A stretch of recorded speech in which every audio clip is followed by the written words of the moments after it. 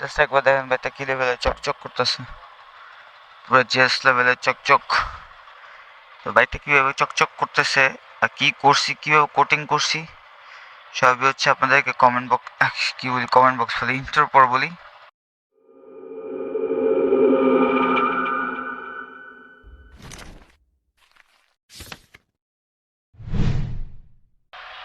তো সব বাইকারের একটা ইচ্ছা থাকে যেটা হচ্ছে বাইক চিকচিক রাখার।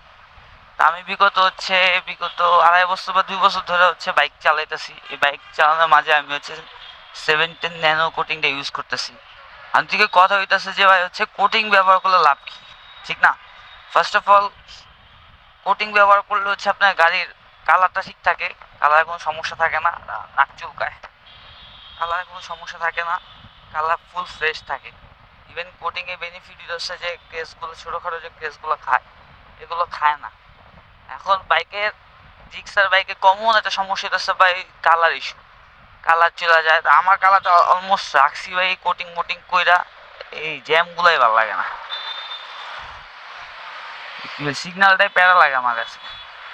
শুক্রবারের দিন সিগন্যাল ভালো লাগে না আসলেও। তো কোটিং খুবই দরকার একটা জিনিস প্রত্যেকটা বাইকারের জন্যই, যাতে হইতেছে আপনার বাইকের কালারটা ঠিক থাকবে।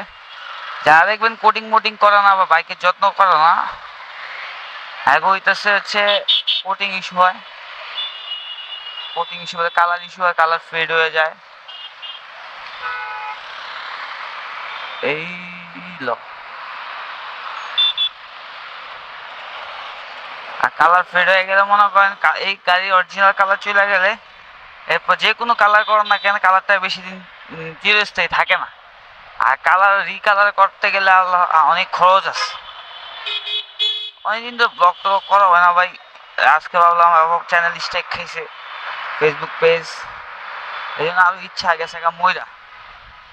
তো আপনারা চাইলে হচ্ছে গাড়ি কোটিং করতে পারেন, এখন অনেক রকম কোটিং আছে, 710 আছে, 710 কোটিংও ভালো, বাট হচ্ছে আবার ফিল্মোরা যেটা আছে ওইটারও কোটিং ভালো। এখন আপনাদের উপর ডিপেন্ডস যে আপনারা কি কোটিং করবেন। অনেকে সিরামিক কোটিং করে, অনেকে ন্যানো কোটিং করে।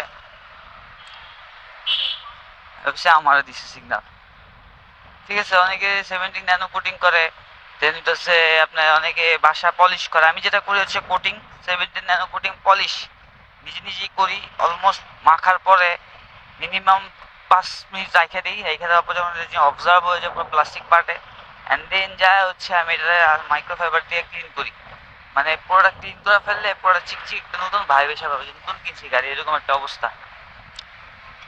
কোটিং করা খুবই জরুরি বাইকের জন্য। বাইকের যদি মেনটেনেন্স করতে চান, প্লাস্টিক বডি কালার রাখতে চান, এটা হচ্ছে মেইন ফ্যাক্ট যে এটা হচ্ছে আপনার কোটিং করতে হবে, যাতে হচ্ছে কালারটা ঠিক থাকে। এখন সব বাইকে আবার মনে করেন কোটিং ধরবে না, প্লাস্টিক ম্যাটেরিয়াল যে বাইকগুলা, ওগুলাতে আবার সুন্দর করে, যেগুলো গ্লসি, ওগুলাতে হচ্ছে আপনার সুন্দর করে কোটিংটা ধরে।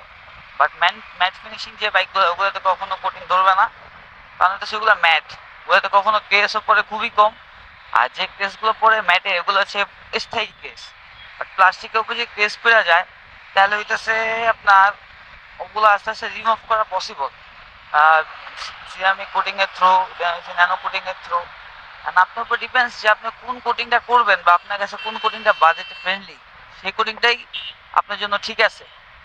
আজ শুক্রবার বের হয়ে গেছি হচ্ছে বনানী যাওয়ার উদ্দেশ্যে। রাস্তাটা পুরো ফাঁকা লাগতেছিল, বাট দেখতেছি না, অলমোস্ট বাজতেছে 9:16, রাস্তা কোনো ফাঁকা নাই। রাস্তা অলওয়েজই ভরা থাকে, এই রাস্তাটা আগে ফাঁকা থাকতো, বাট এখন ফাঁকা টাকা থাকে না। আর বাইক চালাতে গেলে এখন মনে করেন যে তেলের খরচ, ভাই তেলের যে দাম বেড়ে গেছে 145 লিটার, টানাটানি করতেও মনে করেন কষ্ট লাগে, যে তেল নষ্ট ফাও। এই জন্য হচ্ছে আমি টানাটানি আগে করতাম, এখন করি না। আর কোটিং যদি আপনি ব্যবহার করতে চান, আমি বলবো যে আমার কাছে যেটা মনে হয় বেস্ট, এটা হচ্ছে ন্যানো কোটিং। কারণ কালারটা ভাই পড়া লেভেলে কালার এনে দেয় একটা।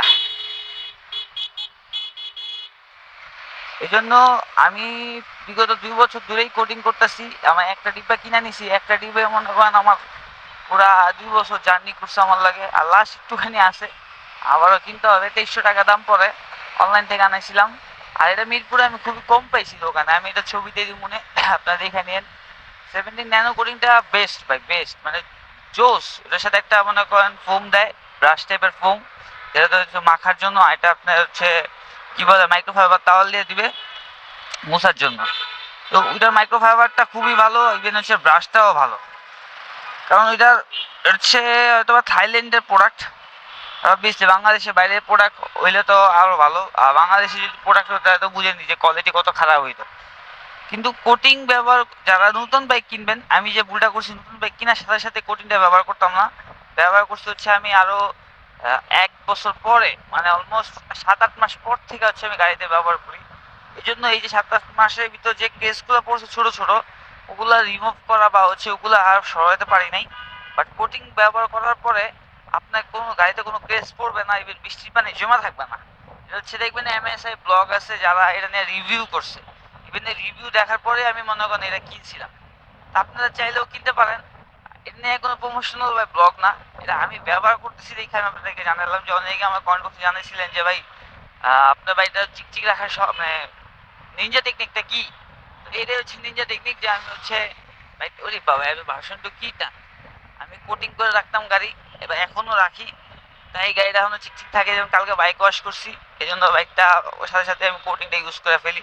আর কালার, আমার গাড়ির কালারটা নষ্ট না হওয়ার কারণ হচ্ছে আমি বৃষ্টিতে বা রোদে খুবই কম চালাই গাড়ি, যতটুকু পারি হচ্ছে নর্মাল রাস্তায়, মানে রোদে তো চালানো হয়, বা রোদে তো গাড়ি জায়গা ফালা রেখে চলে যাই না, বা পার্কিংটা এমন জায়গায় করি যে জায়গায় রোদ বা বৃষ্টি হওয়ার সম্ভাবনা খুবই কম।